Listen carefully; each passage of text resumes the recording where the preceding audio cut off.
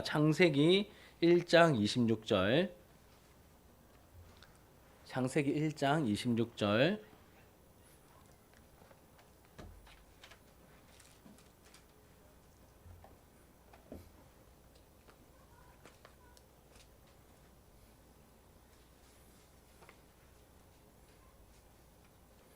26, 27, 28절인데 제가 26절, 여러분들이 27절, 28절은 함께 읽겠습니다. 제가 26절을 읽을게요. 하나님이 이르시되 우리의 형상을 따라 우리의 모양대로 우리가 사람을 만들고 그들로 바다의 물고기와 하늘의 새와 가축과 온 땅과 땅에 기는 모든 것을 다스리게 하자 하시고,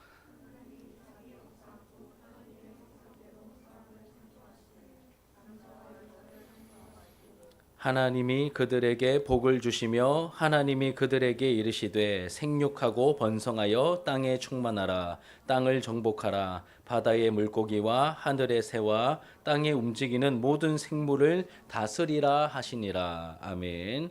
자, 오늘 이 말씀을 가지고 창조의 하이라이트는 사람입니다라는 제목으로 우리 하나님 말씀을 함께 좀 생각해 보고 나누도록 하겠습니다.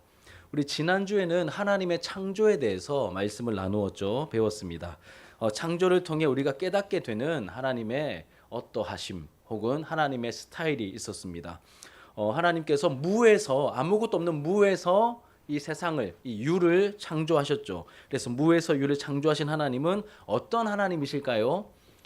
전능하신 하나님이심을 우리가 알게 됩니다. 전능하신 하나님. 하나님은 우리가 상상하는 그 이상의 능력을 가지고 계시는 전능하신, 모든 것이 다 가능한 하나님이시죠. 심지어 죽은 자를 살리시며 없는 것을 있는 것처럼 부르시는 하나님이십니다. 자, 우리가 믿고 섬기는 하나님은, 얘들아, 우리가 하나님 예배하러 왔는데 하나님이 어떤 분인지도 모르고 예배하면 너무 넌센스잖아, 그렇지? 하나님은 전능하신 하나님이십니다. 그래서 우리 친구들이 혹은 우리 청년들이 만난 어떤 문제라도 하나님 앞에서는 아무 문제가 안 돼요. 우리한테는 엄청 큰 문제인데 전능하신 하나님 앞에서는 아무 문제도 아니야. 그래서 우리 하나님이 얼마나 크신 분인지 우리가 기억하면서 이 말씀이 우리에게 좀 힘이 되었으면 좋겠습니다. 이제 이건 조금 부연 설명인데, 목사님이 전도사 시절 때 해운대에서 전도사 시절을 보냈거든요. 그때 2007년도였어요. 2007년도였고 그때 뭐가 있었냐면 어게인 1907 이래가지고 1907년도에 평양에 대부흥이 일어났거든. 그래서 100주년을 기념해서 해운대 백사장에서 이 부산시에서 예수님 믿는 사람 다 모여서 우리 예배 한번 같이 드리자 이래가지고 이제 연합 모임을 했습니다. 연합 모임을 하는데 이 일을 진행하신 그 책임자 목사님의 간증을 내가 목사님이 들었거든요. 집회 가서 저도 그때 해운대에서 이제 전도사 시절을 보냈기 때문에 가깝잖아요. 그래가지고 그 어게인 1907 집회에 참석했었어. 그때 이 목사님이 얘기를 하시기를 이렇게 말씀하시더라고. 장소를 구해야 되는데 마땅한 장소가 없었대. 다 모여야 되니까 어디에서 모여야 의미가 있을까 고민하다가 어디 실내에서 모이려고 하니까 택도 없고, 그리고 실외에서 모이려고 하니 뭐 마땅한 장소를 찾다가 해운대가 딱 생각이 났대요. 해운대가 생각이 나서 이 해운대를 어떻게 빌리지? 얼마나 돈이 들까? 이렇게 고민하던 중에 이제 공공기관에 갔대요. 공공기관에 가서 물어봤더니 이 해운대 빌리려면 얼마입니까? 물어보니까 거기 담당자가 목사님한테 얘기해 주기를 부산 시민이 해운대를 쓰는데 뭔 돈이 필요하냐고, 그냥 쓰면 된다고. 그래가지고 공짜로 거기서 집회를 하는데 이제 두 번째 걱정이 생긴 거야. 두 번째 걱정이 뭐냐면 해운대 가봤죠? 예, 가봤죠. 못 가봤습니까? 못 가본 친구들은 같이 한번 가요. 조만간에. 해운대 가면 엄청 크거든. 진짜 해운대가 큽니다. 생각보다. 그래서 적당히 모이면 표도 안 나. 그러니까 진짜 많이 모이면 해운대에 하루에 100만 명씩 모이거든. 그러니 10,000명, 20,000명 모이면 진주에서는 엄청 많이 모인 건데 10,000명, 20,000명 꼴랑 모여봤자 해운대를 빌렸는데 이렇게 표도 안 나는 거야. 그래서 이 목사님이 해운대를 빌려놓고 너무 마음이 걱정이 돼가지고 계속 하나님 앞에 기도했대. 하나님, 사람이 와야 됩니다. 하나님 어떻게 할까요? 이렇게 막 고민하면서 기도하던 중에 이제 날마다 몰래 가서 해운대 백사장에 가가지고 해운대 백사장에 앉아가지고 혼자 쪼글치 앉아가지고 막 하나님, 사람이 와야 됩니다 막 기도하셨대요. 그러다가 어느 순간에 하나님께서 이렇게 감동을 주셨대. 그 마음에 감동을 주시면서 하나님이 처음에는 해운대가 너무 커 보이고 사람이 안 보이면 어떻게 하지, 이 걱정에 사로잡혀 있었는데 나중에는 이 시각을 하나님께서 바꾸어 주셨대요. 그래서 하나님이 크게 보이기 시작했대요. 기도하는 중에 하나님이 너무 커 보이는 거야. 그러면서 해운대가 점점 작아지더래. 그러면서 이분이 이렇게 하나님 앞에 고백하면서 선포했대요. 하나님, 이 해운대는 하나님의 발톱의 때만큼도 안 됩니다. 이렇게 고백했대요. 그리고 실제로 그날에 몇 명이 모였냐면 경찰 추산으로 한 15만 명 정도 모였어요. 15만 명. 그러니까 부산의 기독교 인구가 그렇게 안 많아요. 엄청나게 많이 모인 건데 여러분, 경찰 추산은 항상 최소로 잡는데, 그런데 목사님도 거기 참석했는데 진짜 사람 많이 왔거든. 그러니까 최소 20만 명 이상은 왔던 것 같아. 그렇게 많이 모여서 은혜로운 집회를 했던 기억이 있습니다. 목사님 왜 이야기를 하냐면 하나님은 전능하신 하나님이야. 그래서 엄청나게 큰 그 해운대도 하나님의 발톱의 때만큼도 안 돼요. 이렇게 하나님을 크게 보는 믿음을 우리가 좀 가졌으면 좋겠습니다. 자, 하나님은 전능하신 하나님이세요. 두 번째로는 6일 동안 세상을 선하게 창조하셨죠. 그렇죠? 첫째 날부터 셋째 날 동안에는 보이는 세계, 보이지 않는 세계, 그리고 하늘과 땅, 그리고 공간들을 다 만드셨고, 그리고 넷째 날부터 여섯째 날까지는 각각의 공간에 여러 가지 생명체나 아니면 해와 달과 별들을 채워 넣으셨습니다. 수많은 생명체들을 하나님께서 만드셨죠. 이를 통해서 우리는 뭘 알 수 있을까? 하나님은 전능하신 하나님이신데 하나님은 질서의 하나님이시다라고 하는 것을 우리가 알게 됩니다. 질서의 하나님이세요.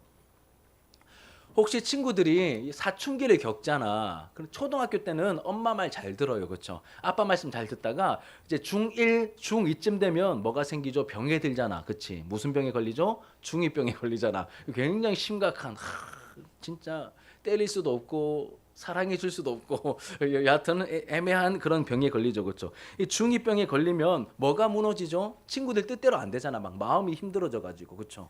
그러면 삶의 질서가 무너져. 내가 예전에는 안 해본 행동들도 하게 되고 막 말도 거칠게 하고 막 폭력을 쓰기도 하고 막 죄를 짓기도 하고 이렇게 죄악된 삶을 살아가게 돼. 그러면 스스로도 막 실망스럽거든. 내가 왜 이러지? 내가 왜 하나님 자는데 왜 이러지? 이렇게 막 실망스러운 상황을 만나게 될 때 그럴 수 있어. 그럴 수 있는데 이렇게 내 삶이 무질서해지게 되었을 때 우리가 누구의 도움을 구해야 될까요? 아까 하나님이 뭐라고 했어요? 하나님 어떤 하나님? 질서의 하나님이야. 천지를 만드신 전능하신 하나님이실 뿐만 아니라 두 번째로는 뭐라고요? 질서의 하나님이시거든. 그래서 예수님의 십자가 앞으로 우리가 나아가면 우리의 삶에 죄 때문에 무너진 질서들이 다시 원상복귀가 될 수 있는 거야. 우리 힘이 아니라 우리를 도와주시는 그 예수님의 능력으로 혹은 성령님의 능력으로 우리의 삶에 무너진 영역들이 회복되면서 다시 질서가 잡히게 해주시는 분이 누구라고요? 하나님이시고 예수님이시고 성령님이십니다. 이거 지난주에 목사님 못 나눈 내용인데 이 내용을 말씀을 드립니다. 우리가 천지 창조, 이 창조의 역사를 통해서 우리 하나님의 스타일 두 가지를 다시 한번 우리가 점검해 봅시다. 첫 번째는 어떤 하나님요? 전능하신 하나님. 그러니까 뭐라고요? 해운대가 뭐라고? 하나님 발톱이 없어요. 그렇죠? 그런데 우리 표현을 하는 거야. 하나님의 발톱의 때만큼도 안 되는 게 해운대입니다. 하나님은 너무 크신 분입니다. 전능하신 분이십니다. 이렇게 하나님을 크게 보는 믿음이 좋은 믿음이에요. 그리고 또 두 번째는 뭐였죠? 질서의 하나님이셔. 그래서 친구들이 지금 마음이 약하잖아. 청소년기에 마음이 약한 것은 정상이야. 우리 청년들도 마찬가지예요. 이렇게 이제 대학교 가면 좀 즐거운 일도 생기고 막 그럴 줄 알았는데 물론 그런 일이 없는 건 아니지만 마음이 막 무너지는 힘든 일들이 생길 때 우리가 누구를 의뢰하고 누구에게 부탁을 해야 될까요? 누구의 도움을 구해야 될까요? 질서의 하나님께 우리가 기도를 하면 우리의 삶에 무너진 질서들을 새롭게 일으켜 주신다는 사실을 기억해야 합니다. 목사님 예전에 어렸을 때 기억이 이제 나이가 먹다 보니까 기억이 좀 가물가물해져요. 이제 누구로부터 들은 건지 이렇게 불명확해졌는데 우리 애들한테 들은 건지 아니면 다른 애들을 통해서 들은 건지 잘 모르겠어요. 여하튼 그 어린이집 가면 바깥놀이 하잖아. 바깥놀이. 그렇죠? 이제 바깥놀이를 해요. 바깥놀이를 하면 막 신나게 놀다가 아이들이 이제 신발을 털어. 신발을 털면서 막 선생님들을 막 동작에 맞춰 가지고 막 신발을 막 털고 하는데 굉장히 인상적인 노래를 들었어, 제가. 어떤 노래냐면 모두 제자리 모두 제자리 모두 제자리 뭐 이런 노래였어요. 예. 가사 없어. 그냥 조그만 4-5살 되는 아이들이니까 이렇게 막 놀다가 뭐 바깥놀이가 되었든 아니면 실내놀이가 되었든 다 놀고 난 다음에 선생님이 앞에서 노래하면서 노래를 시키는 거야. 모두 제자. 그러면 애들이 모두 제자리 노래 부른 다음에 어떻게 할까요? 물건들 하나씩 갖다 놓더라고 이렇게. 왜 이 말을 하냐면 우리의 삶의 질서가 무너질 때 얘들아 뭐 기도가 거창한 거 아니야. 요런 간단한 멜로디의 노래와 연관되어 있는 주일날 들은 메시지가 생각나면 그게 기도가 되는 거야. 하나님 모두 제자리가 생각이 납니다. 내 삶에 어긋나 있는 영역들 다시 하나님 보실 때 질서를 갖춘 그 자리로 돌아오게 해주십시오. 우리가 이렇게 하나님 앞에서 이렇게 기도해야 되겠습니다. 자, 그러면 오늘 창조, 이제 사람의 창조에 대한 내용인데 하나님의 창조의 하이라이트, 얘들아. 하나님이 만드신 여러 가지가 있지만 온 우주 가운데 친구들이 생각할 때 하나님께서 만드신 창조물 가운데 가장 멋있고 가장 영광스러운 창조물 뭘 것 같아요? 이 지구 안에서 뭘까요? 네, 뭘까요? 우주적으로 봤을 때 막 은하계 이런 거 아닙니까? 은하계. 아니면 이 지구에서는 막 에베레스트 산 제일 높잖아. 막 8천 몇백 미터 되는.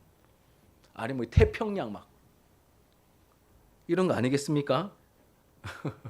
예, 그런 게 아니라고 합니다. 우리는 그런 거일 것 같은데 하나님께서는 하나님의 창조의 하이라이트는 가장 얘들아 영화나 드라마 보면 이제 주인공은 항상 언제 나옵니까?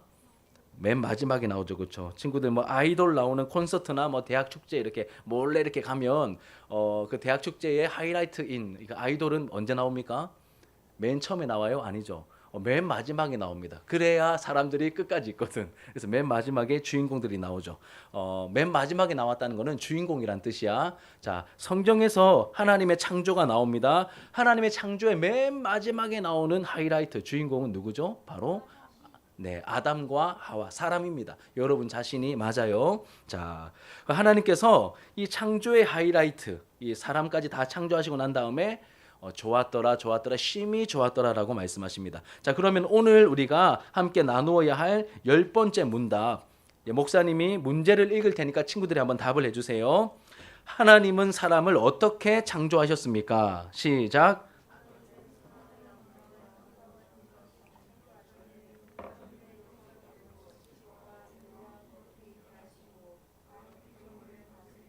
자, 우리 한 번 더 읽어볼게요. 우리 박자를 맞추어서 자, 목사님의 속도에 맞춥니다. 시작. 하나님은 사람을 남자와 여자로 창조하시되 하나님의 형상대로 지식과 의와 거룩이 있게 하시고 다른 피조물을 다스리게 하셨습니다. 아멘.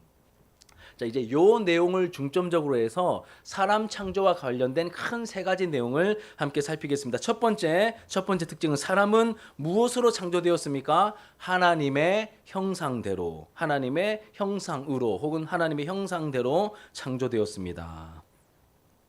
자, 놀라운 것은 하나님께서 사람을 만드실 때 하나님께서 회의를 하십니다. 우리가 우리의 형상대로 사람을 만들자. 지금 우리라고 했잖아. 단수예요, 복수예요? 복수죠. 우리 얼마 전에 배웠던 삼위일체 하나님이시기 때문에 이 삼위 하나님이 사람을 만들 때는 다른 피조물을 만들 때는 회의를 안 하셨어요. 그런데 하나님의 형상을 따라 사람을 만들 때는 회의를 하십니다. 신중하게 만드시는 거야. 왜? 주인공이니까.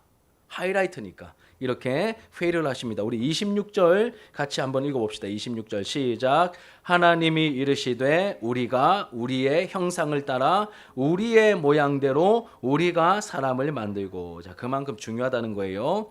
자, 우리의 형상과 우리의 모양이라는 표현이 나오죠. 자, 형상과 모양 단어는 조금 다른데 의미는 도찐개찐이죠, 그렇죠? 예, 거기인 표현입니다. 이게 히브리 사람들이 쓰는 어떤 표현의 방법이야.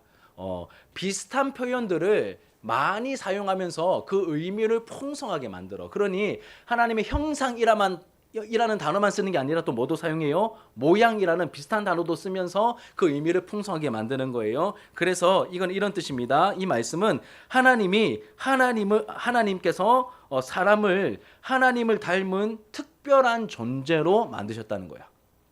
하나님께서 사람을 어떤 존재요? 하나님을 닮은 특별한 존재로 사람을 만드셨다. 하나님을 닮은 특별한 존재입니다. 자, 여기서 보면 이제 친구들은 다 이제 알지만 만약에 여기 있는 구성원들의 관계가 어떤 관계인지 전혀 모르는 제3자를 딱 데리고 와가지고 자, 여기서 목사님 아들을 한번 찾아보세요 이러면 아무것도 모르는 사람이 목사님 아들을 찾을 수 있을까요, 없을까요? 여기서 찾을 수 있을까요, 없을까요? 있겠지, 그렇지? 대충 맞추겠습니까? 네. 왜 그럴까요? 닮았으니까. 그러니까 우리도 하나님께서 하나님을 닮은 모양으로 창조하셨대. 그게 하나님 형상이야. 그리고 너무 어렵게 접근하지 마세요. 예, 설명을 나름 이렇게 굉장히 쉬운 설명이라고 딱 준비하고 왔는데 갑자기 좀 분위기 싸해져서 깜짝 놀랐습니다. 자, 하나님의 형상이 무엇인지 조금만 더 살펴봅시다. 자, 하나님의 형상은 크게 두 가지 의미가 있어. 하나는 넓은 의미야. 넓은 의미. 넓은 의미는 뭐냐면 사람은 이성과 감정과 의지를 가졌다는 거야. 이거를 좀 더 간단하게 말하면 지정의를 가졌다. 지정의를 가졌다. 쉽게 말하면 인격을 가졌다는 뜻입니다. 하나님께서 사람을 하나님의 형상대로 만드셨습니다. 이 말을 다른 말로 하면 지정의를 가진 인격적인 존재로 만드셨다. 이게 하나님의 형상의 넓은 의미입니다. 자, 그러면 사람이 좀 특별한 존재라는 것을 우리가 잘 이해하려면 동물과 사람을 비교하면 그 차이점과 특징이 이렇게 선명하게 드러나게 되겠죠. 동물은 뭘 따라 움직인다고 했죠? 혹시 기억나요? 지난주에 동물은 거미가 거미집을 짓잖아. 그러면 자기 지식으로 짓는 걸까요? 아니면 본능으로 짓는 걸까요? 본능으로 짓죠. 본능을 따라 짓기 때문에 5,000년 전의 거미집과 지금의 거미집이 똑같잖아. 그렇죠. 그런데 사람은 뭘 가졌어요? 지정의, 인격을 가지고 있잖아요. 그래서 5,000년 전의 집과 5,000년 전에는 저기 대평리에 있는 청동기 박물관에 이렇게 모형 만들어 놓은 그런 움막 같은 집을 5,000년 전에는 만들어서 살았는데 지금은 어떻습니까? 여러분들 뭐 해모로 아파트에 살고 뭐 무슨 아파트에 살고 뭐 주택에 살고 이렇게. 그렇죠. 차원이 다르잖아. 그러니까 사람은 창조성을 그리고 지정의를 인격을 가진 존재이기 때문에 그런 것이죠. 여러분 원숭이는 시간이 지나도 추론이나 상상이나 논리를 가지고 사고하지 못합니다. 아무리 사람과 비슷한 행동, 뭐 담배를 침팬지 훈련시켜서 막 담배 피게 만들고 또 이렇게 막 물건을 갖다 놓게 만들고 뭐 이런 거 하잖아. 예. 그런데 사람 흉내는 내는 것처럼 보이지만 그들에게는 사람과 같은 그런 인격은 이제 존재하지 않는다는 것이죠. 뭐 추론이나 상상이나 논리를 가지고 사고하지 못합니다. 하지만 이 사람은 과거를 기억하죠, 그렇죠? 역사를 압니다. 그 역사를 배우죠. 그리고 현재의 일을 분별하고 판단하고 추리하고 분석합니다. 미래를 예견해. 얘들아, 동물들이 미래를 예견하면서 살아갈까요? 아니잖아. 근데 우리는 만약에 수학여행이야. 며칠 뒤에. 그러면 뭐부터 살핍니까?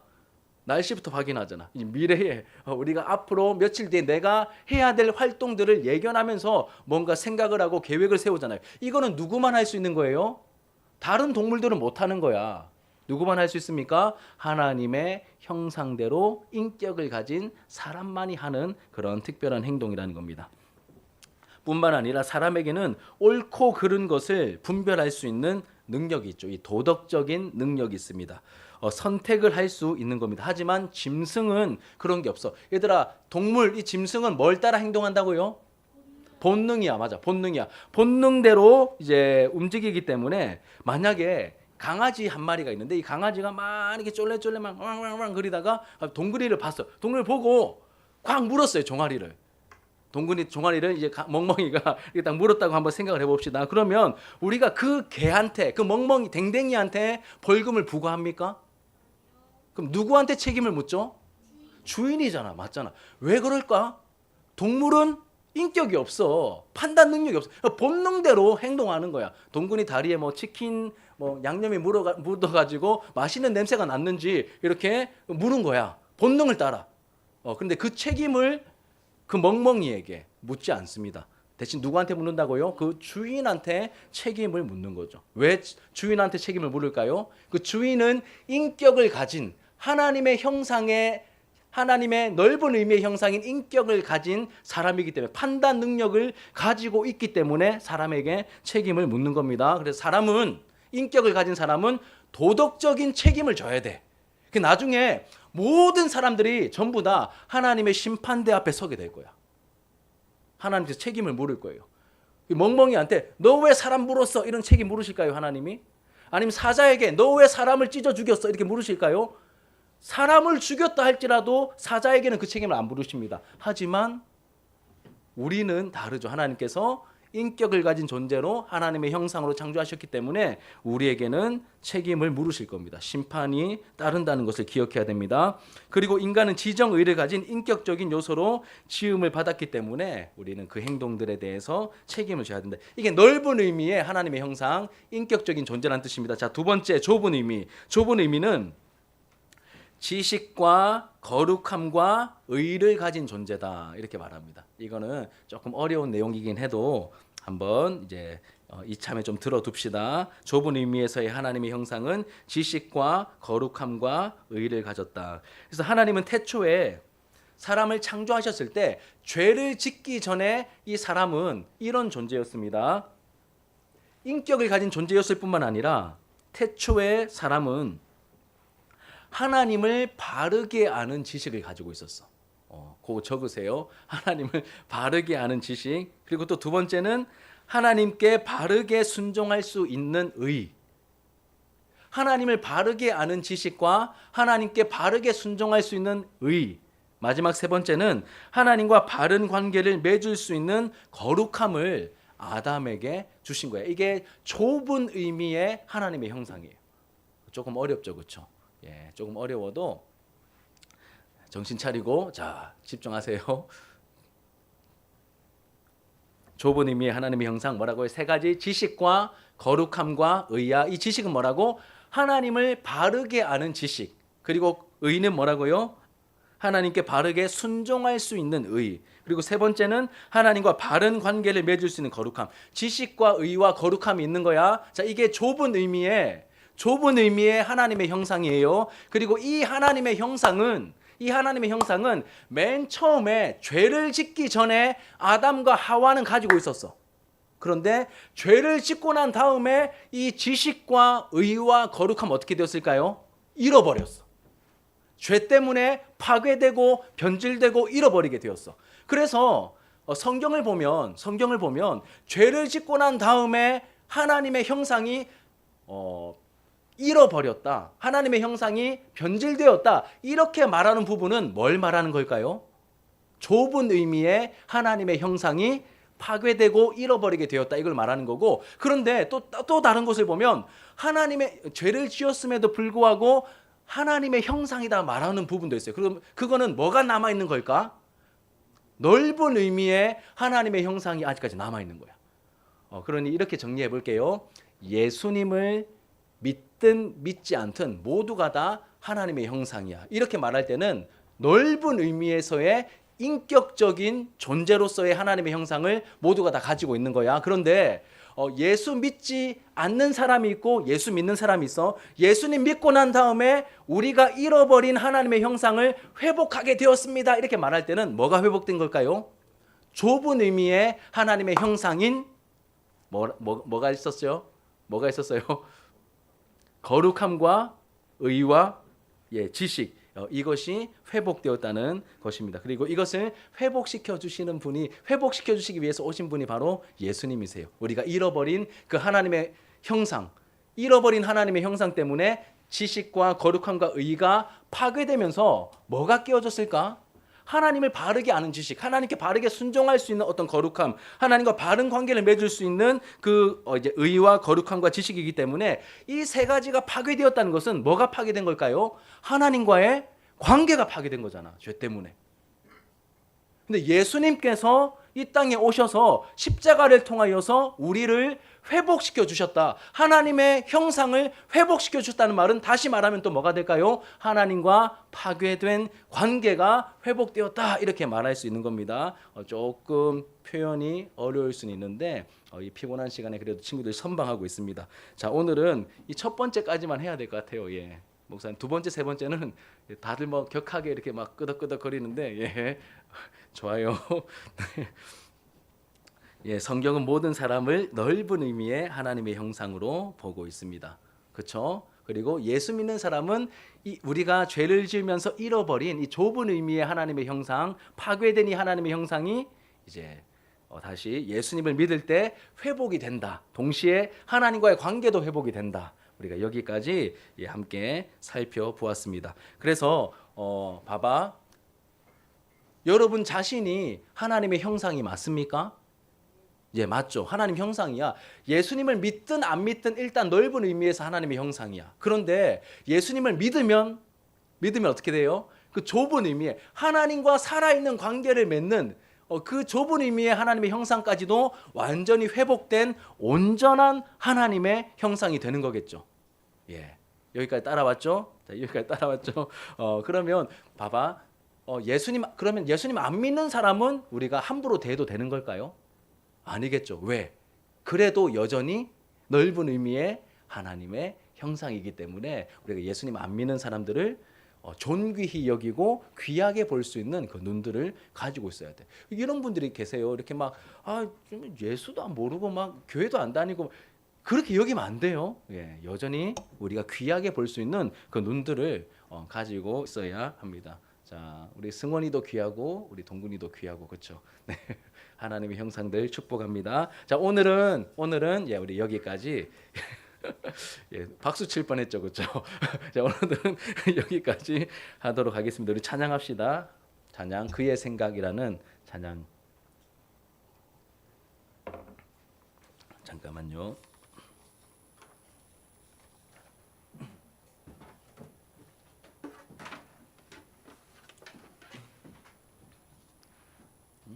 몰라요? 하연이 좀 쳐줘.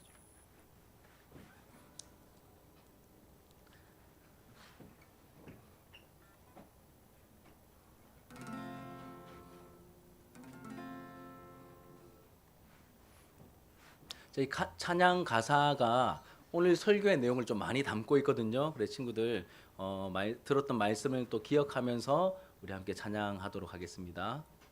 없나요 혹시? 그의 생각? 없어요. 제가 어제 막 너무 좀 그래가지고 넘겼는데 정리가 잘 안 됐나 봅니다. 이거 누가 그의 생각 좀 찾아서 우리 카톡방에 좀 올려주세요. 좀 보고 좀 해주십시오. 아무나 좀 올려주세요.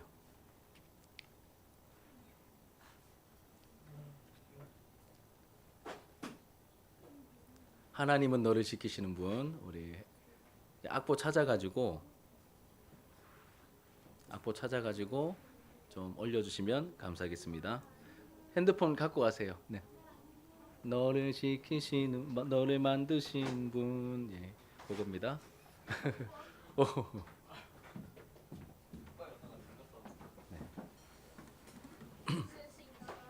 네. 일단 한번 불러보겠습니다.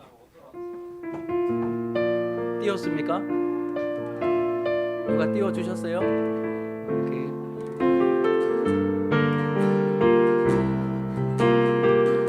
하나님은 너를 만드신 분, 너를 가장 많이 알고 계시며, 하나님은 너를 만드신 분, 너를 가장 깊이 이해하신단다. 하나님은 너를 지키시는 분, 너를 지키시는 분, 너를 절대 포기하지 않으며. 아멘. 하나님은 너를 지키시는 분, 너를 쉬지 않고 지켜보신단다. 그의 생각 셀 수 없고, 그의 자비 무궁하며, 그의 성실 날마다 새롭고, 그의 사랑 끝이 없단다. 2절 하나님은 너를 만드신 분, 너 원하시는 분, 이 세상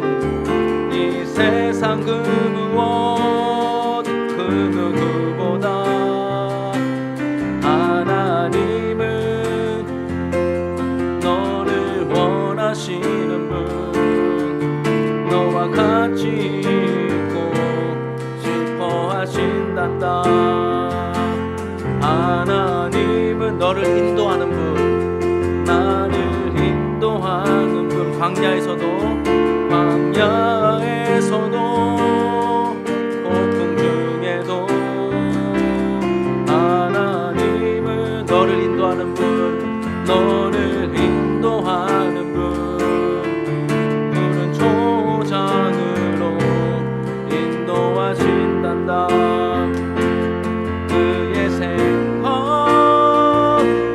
셀 수 없고, 그의 자비 무궁하며, 그의 성실 날마다 새롭고, 그의 사랑 끝이 없단다. 그의 생각 셀 수 없고,